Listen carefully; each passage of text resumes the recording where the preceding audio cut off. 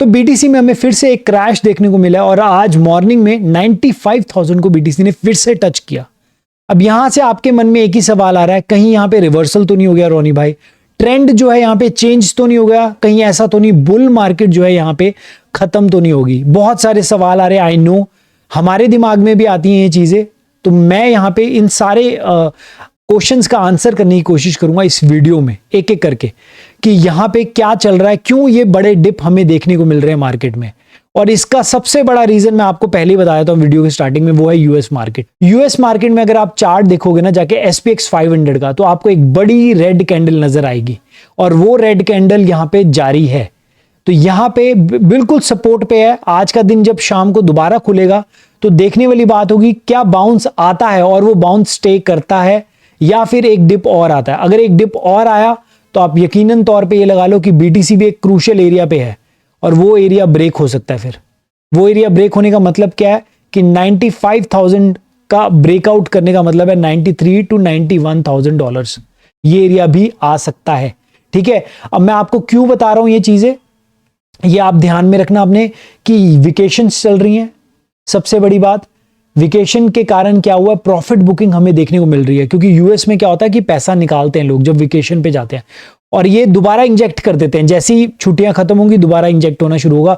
Q1 हमेशा से बहुत ज्यादा बुलिश रहा है, क्योंकि यूएस का जो भी प्रेसिडेंट बनता है वो Q1 में जाके ज्वाइन करता है। तो ट्रंप यहां पे 20 तारीख के बाद, 20 जनवरी के बाद बेसिकली ज्वाइन करेगा। तो मुझे ऐसा लगता है कि 10 तारीख तक यहां पे जो है 10 जनवरी तक यहां पे रिकवरी होना स्टार्ट हो जाएगा। मैं ये कैसे चीजें बताता हूं, एक्सपीरियंस से, कन्विक्शन होती है और रिसर्च होती है पूरी प्रॉपर, तब आपको मैं बताता हूं। बाकी हम चार्ट्स पे बहुत ज्यादा ध्यान देने वाले हैं आज की इस वीडियो में, क्योंकि चार्ट्स हमें हकीकत बताएंगे कि कहां से हमें दोबारा से मार्केट पुल बैक करता हुआ नजर आ सकता है और क्या मैं यहां पे अपनी लेवरेज ट्रेड्स को किस तरीके से मैनेज करने वाला हूं आज की वीडियो में बताऊंगा, या मैं क्लोज करूंगा।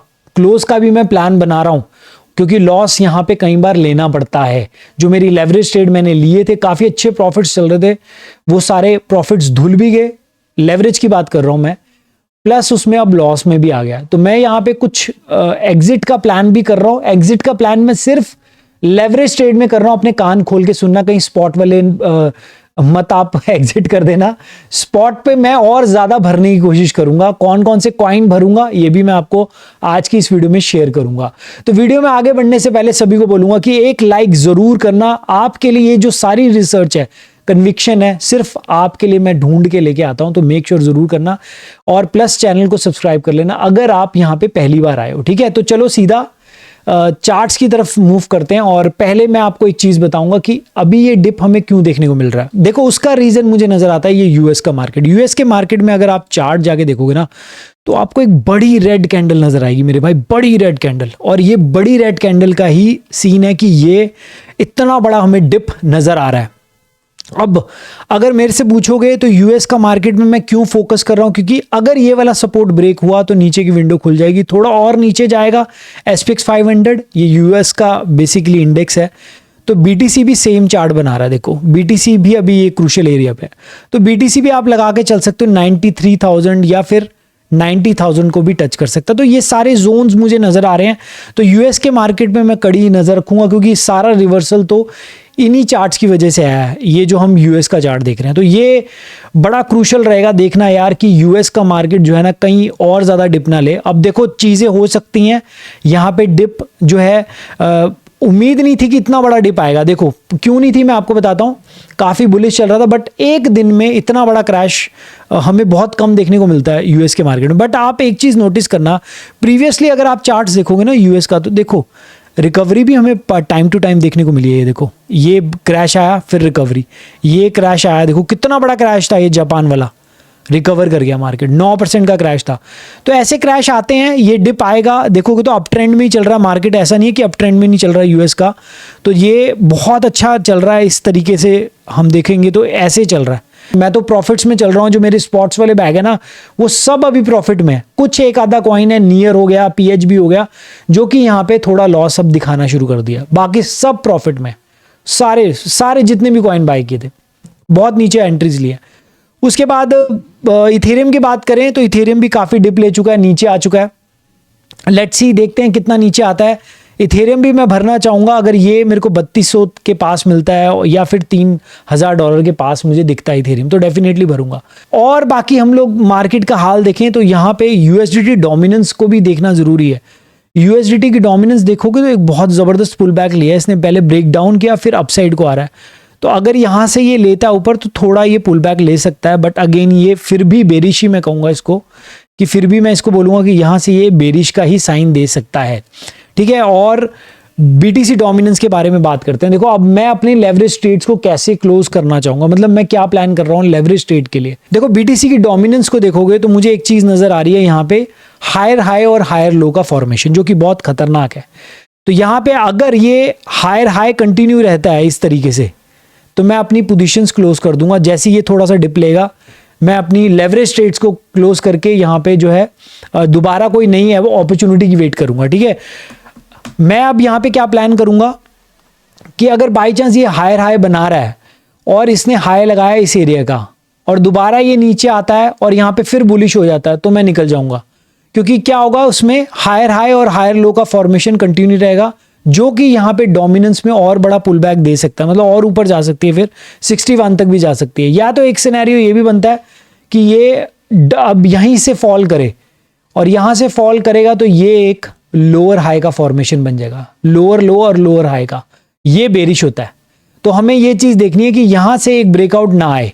अगर ब्रेकआउट आ गया तो मैं इन विच वेज मैं अपनी पोजीशन जो है क्लोज कर दूंगा, ज्यादा वेट नहीं करूंगा, वो रिस्की हो जाएगा। ठीक है, यहाँ पे लॉस ले लूंगा।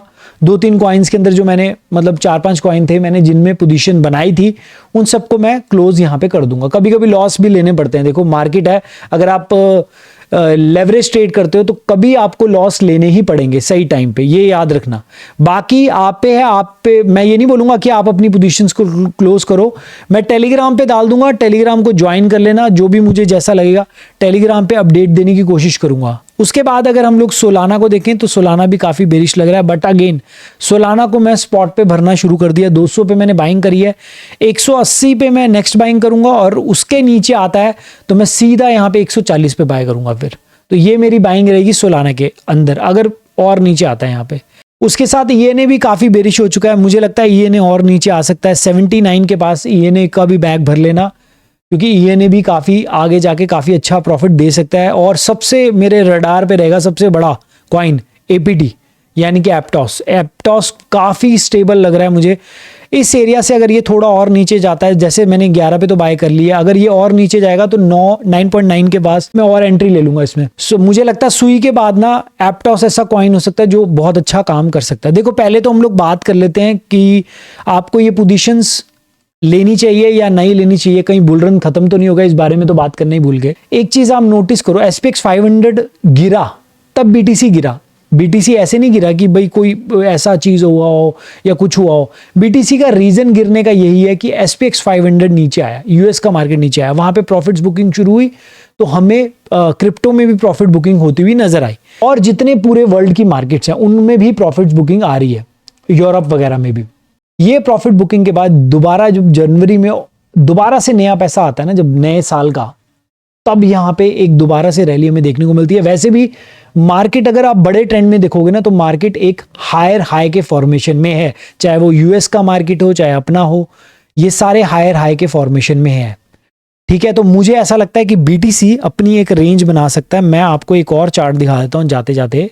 देखो कॉइन्स के बारे में हम ज्यादा बात नहीं करेंगे, हम बीटीसी के बारे में बात इसलिए कर रहे हैं क्योंकि हमें इसी से आइडिया लग जाएगा। देखो मुझे क्या लगता है कि ये रेंज हो सकती है इस टाइप से, ये रेंज मुझे नजर आती है, दूसरा ये रेंज नजर आती है। तो मार्केट मुझे लगता है ना इस टाइप से घूम सकता है ये रेंज में, 1,10,000 से लेके 90,000 या फिर ज्यादा से ज्यादा ये वाली रेंज 86,000 की। तो यहां पे कोई ना कोई इन दोनों में से रेंज बन सकती है, जो मुझे लग रहा है मार्केट का ये वाली रेंज हो सकती है या फिर ये वाली रेंज हो सकती है। तो आप इस रेंज में मार्केट ऐसे घूम सकता है इस टाइप से। तो लेट्स सी, देखते हैं क्या होता है आने वाले टाइम में। जरूर मैं आपको अपडेट्स दूंगा, कोशिश रहेगी। बट हाँ, यकीनन तौर पे ये काफी पेनफुल टाइम चल रहा है क्योंकि काफी लोगों ने टॉप पे बाय कर लिया होगा। एक चीज और बताना चाहता हूं मैं, जितने भी मेरी इंडियन ऑडियंस है उनको मैं एक चीज बोलूंगा कि भाई टेढ़े मेढ़े कॉइन्स में मत फंसो, स्ट्रॉन्ग प्रोजेक्ट्स में ही जाओ ताकि जहां पे रिकवरी के बहुत हाई चांसेस हों। ऐसा नहीं कि अगर आप कोई घटिया कॉइन में चले जाते हो, कमेंट बॉक्स में बताना आपने कौन कौन से कॉइन बाय किए हुए हैं अगर आप इंडिया से हो, क्योंकि मैंने ज्यादातर देखा है जो हमारी इंडियन ऑडियंस है वो कहीं बार गलत कॉइन्स में पड़ जाती है, गलत चीजों में, क्योंकि स्टॉक मार्केट से आए होते हैं, ज्यादा नॉलेज नहीं होती उन्हें और वो बेकार के कॉइन पकड़ लेते हैं, अजीब अजीब जिनके नाम भी नहीं सुने। तो आप जरूर बताना मुझे, और स्ट्रॉन्ग प्रोजेक्ट्स में ही जाना। देखो मैं आपको बहुत सारी लिस्ट दे सकता हूं, दूंगा भी, बट मैं पहले वेट करना चाहता हूं कि मार्केट थोड़ा रिवर्सल करे, जहां पे या तो साइडवेज हो जाए और गिरना बंद हो जाए, फिर मैं डेफिनेटली और ज्यादा कॉइन्स जो है शेयर कर सकता हूं जब मुझे कॉन्फिडेंस आएगा। ठीक है, अभी के लिए तो मैंने आपको सिर्फ वही कॉइन्स बताए हैं जहां पे पोटेंशियल है ज्यादा। तो वीडियो को अभी चलो वाइंड अप करते हैं और अपने पोर्टफोलियो को बार बार नहीं देखते हैं, क्योंकि अगर देखेंगे तो पेन लगेगी, डर लगेगा, परेशान हो गए, वो चीज का फायदा नहीं है भाई। जो लगा दिया, अब देखी जाएगी जो होगा। अब ज्यादा सोचोगे तो दिमाग खपाई होगी। आपको सिर्फ कोशिश करनी है कि अपनी रिसर्च करते रहो, कोई भी पैसा डालने से पहले अगर आप खुद की रिसर्च करोगे ना तो मेरे से ज्यादा आप में कॉन्फिडेंस होगा। अब जैसे मैं आपको बता देता हूं आके रिसर्च करके कि ये सारी चीजें आप खुद भी करो, ये चीजें जाओ ट्विटर पे सीखो, आपको जरूरत ही नहीं पड़ेगी किसी की। ठीक है, वीडियो को यहीं पे वाइंड अप करते हैं और जाते जाते लाइक जरूर कर देना। गुड बाय गाइज, और ध्यान से रहना बिल्कुल।